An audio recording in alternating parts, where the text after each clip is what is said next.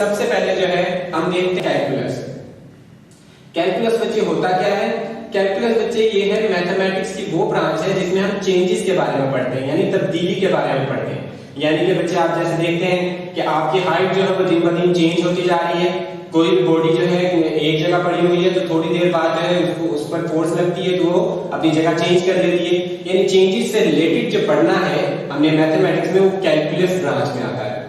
तो इसी तरह कैलकुलस के लिए, कैलकुलस को समझने के लिए फंक्शन को समझना बहुत ही जरूरी है। यानी कि फंक्शन जो है वो बेसिक टूल है कैलकुलस की।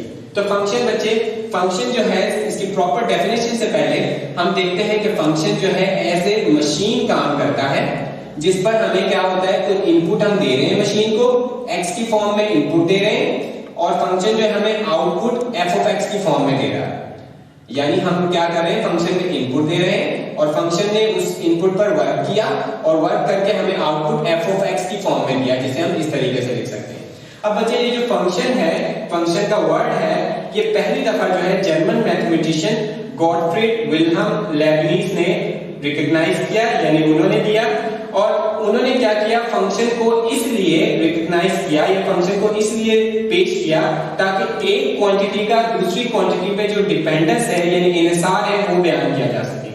जैसे कि बच्चे यहाँ पर एक फिगर ले लें, मैंने स्क्वायर बनाया हुआ है जिसकी हर साइड जो है 5 सेंटीमीटर है, दूसरी तरफ एक स्क्वायर है जिसकी हर साइड जो है 10 सेंटीमीटर है। अब आप गौर कीजिए कि इस स्क्वायर का जो एरिया है वो इसकी साइड पर डिपेंड करता है। यानी कि अगर मैं स्क्वायर की साइड्स को चेंज करता हूं, बढ़ाता हूं या कम करता हूं, तो एरिया भी उसी लिहाज से जो है कम या ज्यादा होगा। अब यानी मैंने यहाँ पर 5 सेंटीमीटर अगर साइड ली है तो एरिया मेरा 25 सेंटीमीटर स्क्वायर आया है। दूसरी तरफ अगर मैंने साइड को बढ़ा दिया है स्क्वायर की जो 10 सेंटीमीटर हो चुकी है, तो मेरा एरिया जो है वो भी 100 सेंटीमीटर स्क्वायर हो गया, यानी बढ़ गया। तो हम यहाँ से कह सकते हैं कि एरिया ए जो है स्क्वायर का वो डिपेंड करता है साइड पर स्क्वायर के, यानी कि एरिया जो है वो फंक्शन हो चुका है किसका, उसकी एरिया के फंक्शन हो चुका है स्क्वायर की साइड्स का। यानी कि हम कह सकते हैं कि यहाँ पर साइड्स जो है वो इंडिपेंडेंट है, यानी कि साइड की वैल्यू हम पुट करेंगे और इन रिटर्न उसके बदले में जो है हमें एरिया मिलेगा। तो एरिया डिपेंड कर रहा है किस पर, साइड्स पर। तो यहाँ पर बच्चों अब हम फंक्शन की प्रॉपर डेफिनेशन करेंगे। तो फंक्शन की प्रॉपर डेफिनेशन आपने याद रखनी है, a function f from a set x to a set y is a rule or correspondence that assigns to each element x in capital X a unique element y in capital Y। अब बच्चे यहाँ पर याद रखना है कि function की definition में हमारे पास दो सेट्स होने चाहिए, कैपिटल X और कैपिटल Y।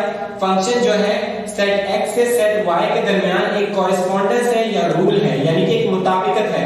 यानी कैपिटल X फर्स्ट सेट के एलिमेंट्स को सेकंड सेट के एलिमेंट्स के साथ हमने क्या करना है, कॉरेस्पॉन्डेंस उनकी पैदा करनी है, कॉरेस्पॉन्डेंस बनानी है। यानी कि सेट X के हर एलिमेंट को हमने सेट Y के एलिमेंट के साथ असाइन करना है। अब यहाँ पर इस डेफिनेशन में जो हमारे पास दो इंपॉर्टेंट चीजें हैं वो आपने याद रखनी है। पहली चीज ये है to each element x in x, यानी कि x के कैपिटल X सेट के फर्स्ट सेट के तमाम एलिमेंट्स को यूज करना है आपने। तमाम एलिमेंट्स जो है वो किसी न किसी के साथ मैप हो रहे हो, किसी न किसी के साथ फंक्शन में पुट होकर आंसर दे रहे हो, ठीक है। इसके साथ जो है दूसरी चीज ये है, और किसके साथ यूनिक हो, a unique element y in y, यानी कि वो रिपीट भी ना हो, जो फर्स्ट सेट के एलिमेंट्स हैं वो रिपीट भी ना हो और यूज भी तमाम हो। जैसे कि f ऑफ x1 यानी x1 पे जब आपने फंक्शन अप्लाई किया तो आपका आंसर क्या आया, y1। x2 पे जब आपने फंक्शन अप्लाई किया तो आपका आंसर क्या आया, y2। इसी तरह x3 पर जब आपने फंक्शन अप्लाई किया तो आपका आंसर y1 आया। इसी तरह x4 पे जब आपने फंक्शन अप्लाई किया तो आपका आंसर y3 आया। यानी कि जो इनपुट की वैल्यूज हैं आपकी वो रिपीट ना हो और सारी की सारी इनपुट वैल्यूज हैं वो यूज हो जितनी आपके पास सेट में पड़ी हुई है। तो आपका जो फंक्शन बनेगा, जो रिलेशन बनेगा वो क्या कहलाएगा, वो फंक्शन कहलाएगा। तो इस तरीके से बच्चा आपने फंक्शन की डेफिनेशन को याद कर लेना है।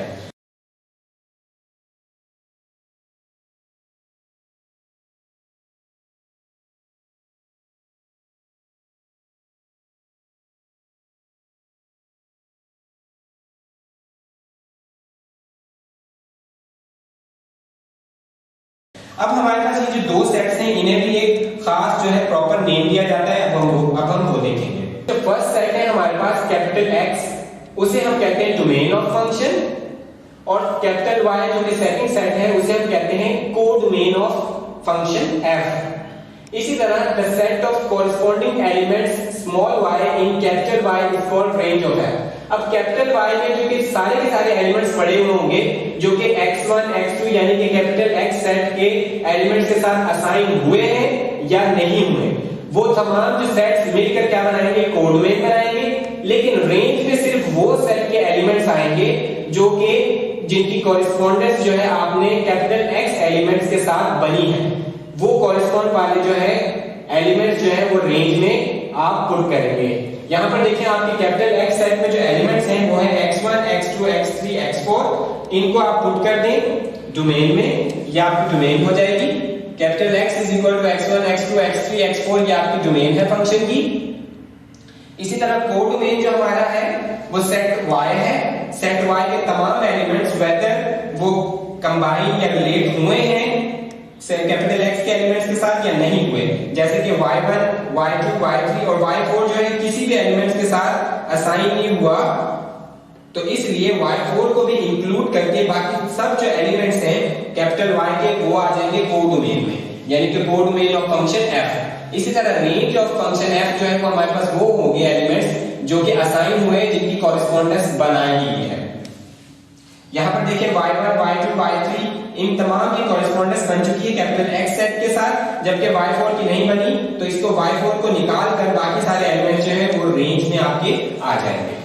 इसी तरीके से बच्चों हम यहां पर देख सकते हैं, अगर वेरिएबल स्मॉल y जो है वो डिपेंड करे वेरिएबल x पर, यानी y जो है वो डिपेंड कर रहा हो स्मॉल x पर वेरिएबल पर, तो हम कह सकते हैं कि y is a function of x, क्योंकि हमारा फंक्शन जो है वो कैसे बना, जैसे एरिया था, y की जगह आपने एरिया लिया, x की जगह पे साइड ली स्क्वायर की, तो एरिया जो है वो फंक्शन हुआ था किसका, साइड ऑफ स्क्वायर का। इसी तरीके से हमने दो वेरिएबल लिए हैं y और x। हम कह रहे हैं कि y हमें डिपेंड कर रहा है x पर, कि x की वैल्यू चेंज करने से y की वैल्यू में चेंज आता है, तो इस तरीके से हम कह सकते हैं कि y जो है फंक्शन हुआ किसका, x का। तो यहां पर जो है हमें याद रखना है जो x है जिस पर फंक्शन डिपेंड कर रहा है वो हमारा इंडिपेंडेंट वेरिएबल कहलाएगा, और जो वैल्यू जिस वेरिएबल की वैल्यू जो है डिपेंड हो रही है दूसरे वेरिएबल पर उसे हम कहते हैं डिपेंडेंट वेरिएबल। यानी एक वेरिएबल हमारे पास वो है जिसकी वैल्यू जो है डिपेंड नहीं हो रही, उसे हम वैल्यूज देंगे डिफरेंट, और उसके मुताबिक जो है हमारा फंक्शन हमें डिफरेंट वैल्यूज देगा। और जबकि दूसरी तरफ हमारे पास वो वेरिएबल है y जो कि डिपेंड कर रहा है y पर, सेम है जैसे कि बच्चों और उनके वालिदैन का रिलेशन है। बच्चे जो है डिपेंडेंट हैं अपने वालिदैन पर, और वालिदैन जो है वो इंडिपेंडेंट है, इसलिए जो है आप समझ सकते हैं स्मॉल x जो है वो इंडिपेंडेंट है क्योंकि उसकी वैल्यू पुट की जाएगी, उस पर कोई फर्क नहीं पड़ेगा, और स्मॉल y जो है जो आपने वैल्यू x को असाइन की होगी स्मॉल x को, उसके मुताबिक स्मॉल y जो है आपको आंसर देगा। तो यहां पर बच्चों अब फंक्शन को लिखने का y is a function of f of x, y is a function of x। अब इस स्टेटमेंट को हम सिंबॉलिकली कैसे लिखेंगे, जैसे कि हम जानते हैं कि मैथ में हर चीज को, हर स्टेटमेंट को हम सिंबल की फॉर्म में लिखते हैं, तो हम सिंबॉलिकली जो है इसको लिख सकते हैं y is equal to f of x, जो कि हमारी स्टेटमेंट थी y is a function of x, उसको हमने सिंबॉलिकली लिखा है y is equal to f of x। जो ये वाली सिंबॉलिकल फॉर्म जो है ये स्विस मैथमेटिशियन लियोनार्ड आयलर ने पेश किया है। लियोनार्ड आयलर जो है उसने y equal to f of x ये सिंबॉलिकल वे जो है था ये पेश किया कि इस तरह जो है हम स्टेटमेंट को लिख सकते हैं। तो बच्चे आप ये भी याद रखेंगे। इसके बाद बच्चे हमने एक एग्जांपल लिया आपकी बुक पर, पहली एग्जांपल है हमारे पास फंक्शन है f of x is equal to x cube minus 2x square plus 4x minus 1, और हमें करना है फाइंड f of 0। यहां पर ब्रैकेट को, राउंड ब्रैकेट को आप ऑफ करके पढ़ेंगे, यानी f of 0 ये आपने फाइंड करना है, यानी कि x की जगह पर आपने वैल्यू पुट करनी है 0। x चूंकि इंडिपेंडेंट वेरिएबल है तो हम x की वैल्यूज चेंज करेंगे। इस एग्जांपल में डिफरेंट पार्ट्स हैं और मैंने जो पार्ट चूज किया वो पार्ट नंबर 1 है, x की जगह 0 हमने पुट करना है, तो यहाँ पर हम 0 पुट करेंगे। फंक्शन में जहां जहां x है मैंने वहां पर 0 पुट कर दिया है और इसे फर्दर सिंपलीफाई किया है। सिंपलीफाई करके मेरे पास आंसर जो आया है वो है f of 0 इक्वल टू -1। इसी तरीके से आप एग्जांपल नंबर 1 के अगले पार्ट्स में भी है वो भी करेंगे।